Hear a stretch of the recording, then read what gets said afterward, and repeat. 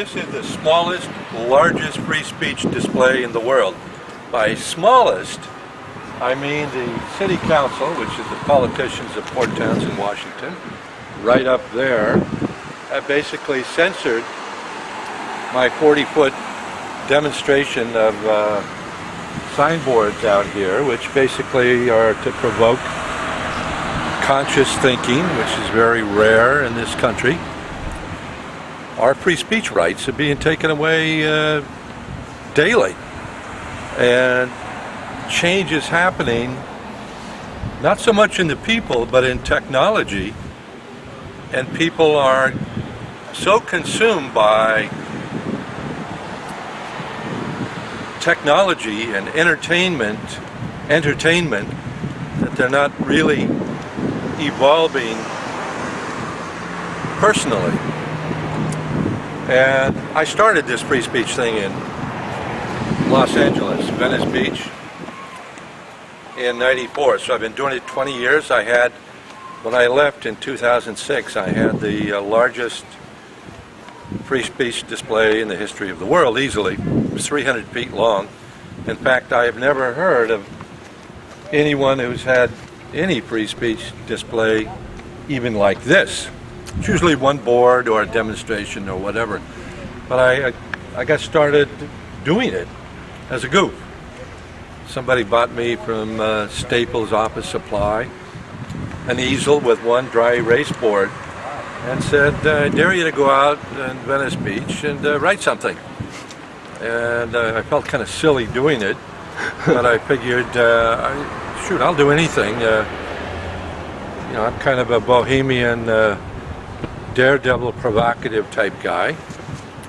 I spent 20 years in New York City working in the corporate world as an executive vice president of marketing and sales, half the time on Wall Street. And I decided that money was not of that much value to me, so I came to Los Angeles and began teaching meditation, creating spiritual living places.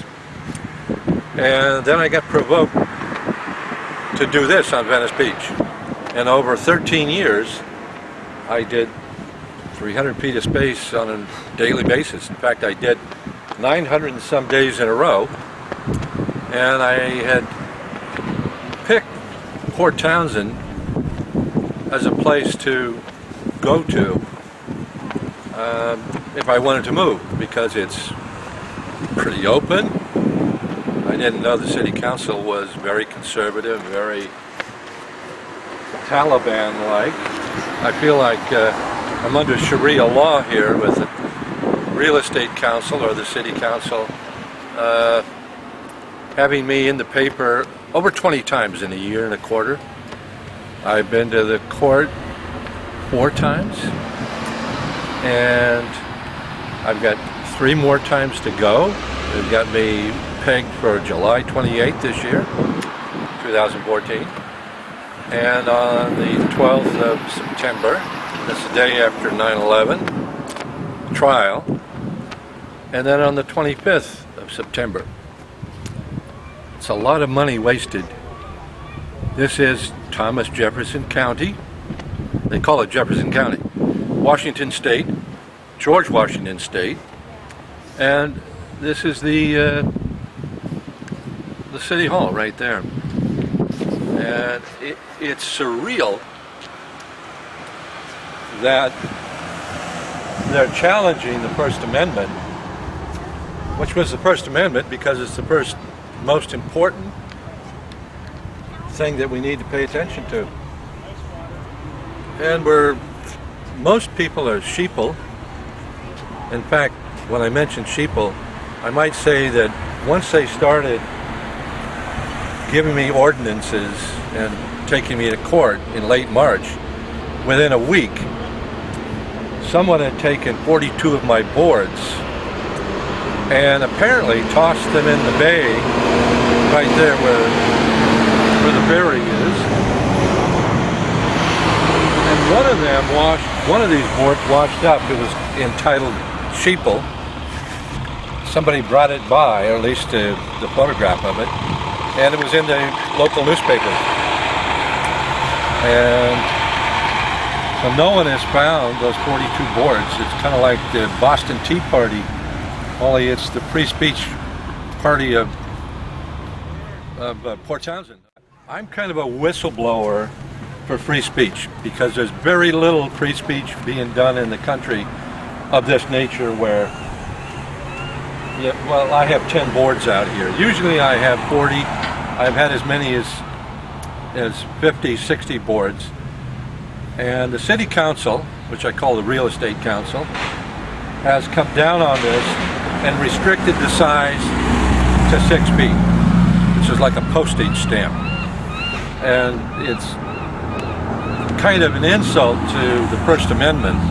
But what I'd like to do, because of having gone to court 4 times and still going to a trial coming in 2 months in September, is I'm starting to market all the newspaper clippings that have happened over 20 times in the local and regional newspaper.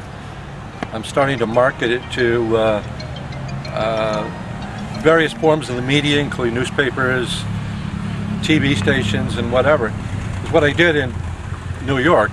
It was I was vice president in sales marketing, so I know how to market anyone. I know how to call anyone. Doesn't matter. It's like calling a pizza place.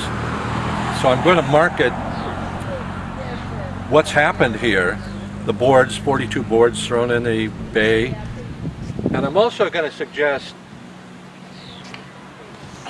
that what people need to do is to buy one of these boards for $20 to $30, and with some their dry erase boards, and get some marker pens, and once or twice a month with 10 words to 15 words, like shop organic, no Monsanto, Roundup, they're poison. Write 10 or 15 words on a board like this. Take it to where traffic is moving, or to a supermarket, anywhere where there's people hanging out.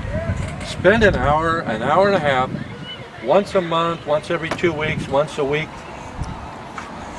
Most people, most adults particularly, have the time to spend at least 1 hour every 2 weeks and do that. If hundreds evolves into thousands of people doing that, particularly with the upcoming election, where there's so many problems in the country, the income disparity of the rich versus the regular people. I read where the upper 10% have 45% of the income in America. Hi, Ken. And that's ridiculous. It hasn't been that way since 100 years ago with Teddy Roosevelt. We've got a class system which is ridiculous. And someone could write 10 or 15 words complaining about that, complaining about different things that are issues for the upcoming political crazy extravaganza, like don't vote Democrat or Republican, vote independent or something other than the status quo. Because to change things, we've got to have a revolution of the mind, a revolution of the heart, and people have got to get informed.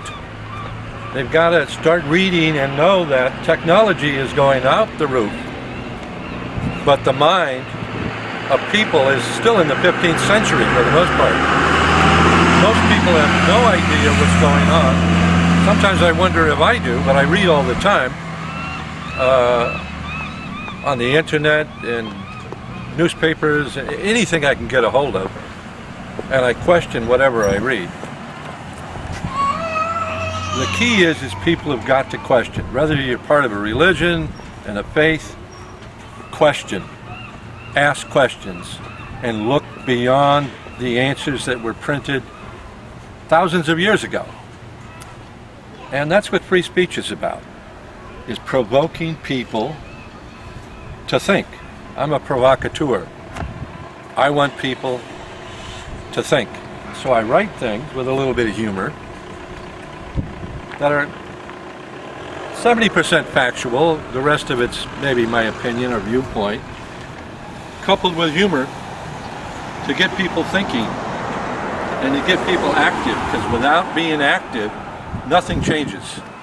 I mean, you can read and be the smartest person in the world, hang out in the locker room of a football stadium, but if you don't get out there on the field and get yourself bashed a little bit, like I've been in 20 years, mainly in Venice Beach, nothing's going to happen.